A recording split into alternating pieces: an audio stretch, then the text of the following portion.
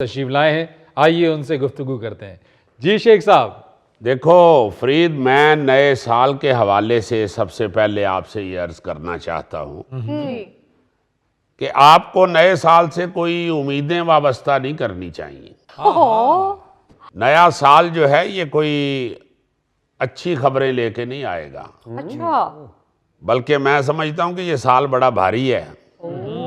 इसमें तूफान भी आएंगे, जल्जले भी आएंगे, जंगें भी लगेंगी, और इसलिए मैं ये कहूँगा कि इसके साथ कोई आप उम्मीदें वाबस्ता कर लें, ये ठीक नहीं है। या अल्लाह खैर, शेख साहब क्यों मनूस बातें शुरू कर दी हैं? क्यों भारी होगा जी ये साल हम पर? देखो अपना थैला साहब जी, आप जैसे बंदे ना सिर्फ अपना 100 रुपया लेने के लिए बंदे की तारीफें शुरू कर देते हैं। देखें, सच जो है वो बदला नहीं जा सकता। सच खच की तरह होता है, ना खच बदलती है ना सच बदलता है। इसलिए मुझे तो जो नजर आ रहा है मैं वो आपको बता रहा हूँ। जो ये सोचते हैं कि नए साल में कोई बहुत बड़ी तब्दीली आ जाएगी तो वो गलत सोचते हैं। अच्छा। आप अपने इर्द गिर्द अगर नजर डालें तो हालात जिस कदर खराब हो चुके हैं, जी। मुझे तो लग रहा है कि हम आहिस्ता आहिस्ता गारों के दौर की तरफ जा रहे हैं।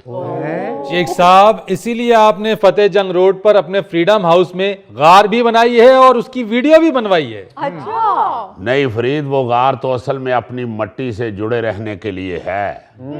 इसीलिए 4 बेडरूम वाली इस गार में जाकर एक तहफ्फुज़ का एहसास होता है। अच्छा। और मैं समझता हूं कि इस वक्त हर बड़े सियासतदान को हाँ। चिल्ला काटने की प्रैक्टिस करनी चाहिए। तो आप यूं कह लें कि मैं चिल्ला काटने की हिम्मत पैदा करने के लिए उस गार में जाता हूं। शेख साहब, आप जिस तरह आहिस्ता आहिस्ता आप गारों की तरफ लौट रहे हैं, आप तो बहुत जल्द करने लग जाएंगे। झिंगलाला हुर, झिंगलाला हुर, हुर हुर हुर, झिंगलाला हुर, झिंगलाला हुर, झिंगलाला हुर। देखें, आपको ये भी याद रखना चाहिए कि गारों के इस दौर में अक्सरियत होती आदमखोर थी। अगे तुसी आप समझदार हो। और जिस तरह शहरों में गरीब आदमी बेचारा रोटी के लिए परेशान है और दौड़ा फिरता है, इसी तरह गारों में भी अब आदमखोर जो हैं वो सड़ा हुआ बंदा भी खा लेते हैं। और शेख साहब अल्लाह तो खैर मंगो, मैंने तो पहले बड़े चक्कर आते ने। मैं तो सफर तो बड़ा परहेज करता जी। हाँ जी शेख साहब, ਹੁਣ ਤੇ ਇਹਨੂੰ ਡਾਕਟਰ ਨੇ ਉਹ ਵੀ ਚੌਂਕ ਮਨਾ ਕਰ ਦਿੱਤਾ ਜਿਹਦੇ ਵਿੱਚ ਗੋਲ ਚੱਕਰ ਹੈ। शेख साहब, अगर आप वाकई कार में शिफ्ट हो गए हैं तो मैं आपको एक डायनासोर गिफ्ट करना चाहता हूँ। गोगा जी, वीडियो में आपने गार का साइज तो देख ही लिया होगा। डायनासोर वहां जाना तो बड़ी दूर की बात है। अगर आप भी गार का चक्कर लगाएंगे तो वो बेचारी पुरबाश हो जाएगी। शेख साहब आपकी एक वीडियो मछली खरीदते हुए भी वायरल हुई है। हाँ शेख साहब, वो जो आप मछली का भाव ताव कर रहे हैं, लोगों ने उसका बड़ा मजा लिया है।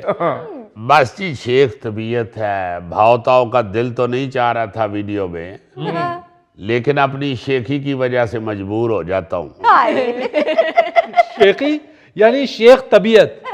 जी हाँ, वो बेचारा तो मुफ्त दे रहा था। अच्छा। मैंने भावताओं करके मामला ठीक किया। शेख साहब, कहीं ऐसा तो नहीं उसने भाव ज्यादा मांगा और आप ताव में आ गए? सर, जब दे ही मुफ्त रहा था तो फिर भाव ताव कैसा? वो असल में सिर्फ एक दे रहा था ना। तो मैंने कहा अगर मुफ्ती देनी है तो फिर कम से कम दर्जन तो दो। आगे से कहने लगा, शेख साहब ये मछली है, मछली के कैप्सूल नहीं है जेड़े दर्जन दे दें। बमुश्किल 3 पे फिर राजी हुआ। क्योंकि देखें, मछली हर तरह की टेस्ट करनी चाहिए। 3 तो होनी चाहिए, एक तवे वाली, एक ग्रिल वाली और तीसरी बेसन वाली। ओहो शेख साहब, एक और लेनी सी। और शोरबे वाली मछली भी बड़ी मजेदार होती जी। तो यार मुझे शोरबे वाली पसंद ही नहीं है। पहले बंदा इन्ना खज्जल हो के नहर चो फड़े, फिर घर आके शोरबे चो फड़े। अच्छा शेख साहब, आपने एक बार फिर बड़ों से माफी मांगी है और अपील की है कि गरीबों को छोड़ दें। वाह। देखें फरीद साहब, हम तो मिन्नत तरला ही कर सकते हैं, मिन्नत ही है हमारी। देखें 2 साल से वो केस भुगत रहे हैं, और वो केसेस जिनके बनते वक्त वो पाकिस्तान में थे ही नहीं। फिर 16 केसेस हैं, ना लग रहे हैं ना खत्म होते लग रहे हैं, सिर्फ जोर जोर से ही लग रहे हैं। इसलिए मेरी तो अपील है कि गरीब लोग हैं, इन्हें छोड़ दें। जेल में रह रह के इनमें तो दाल चबाने की भी सकत नहीं रही। शेख साहब, मौजूदा हुकूमत को तो आप बेख्तियार करार देते हैं। वो जी बेख्तियार करार नहीं देता है, हुकूमत का तो इन मामलात पे मेरा ख्याल है कि उतना ही इख्तियार है जितना UC 18 के काउंसलर का डोनाल्ड ट्रंप की सियासत पर। ओए ये बेचारे तो जेल में मुलाकात नहीं करा सकते, तो मुज़ाकरात क्या कामयाब कर पाएंगे। फरीद साहब, इस हुकूमत का हाल तो एक टेप रिकॉर्डर वाली उस केसट जैसा है जिसे DVD में लगाने की कोशिश की जा रही है। जबकि अब जमाना बहुत आगे जा चुका है, अब तो DVD खुद बेचारी USB की तरफ देख रही है। क्या बात है शेख साहब, आज तो बड़ी टेक्निकल मिसालें दे रहे हैं।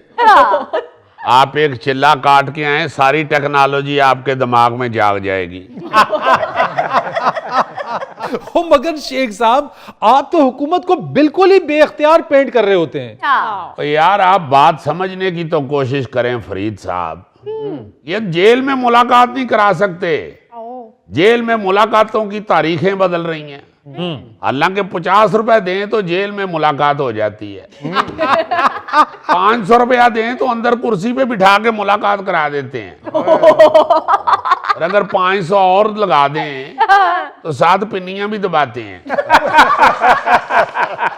सो मैं ये समझता हूं कि हुकूमत तो इस वक्त इतनी बेख्तियार है जितना आजकल शेख रशीद है।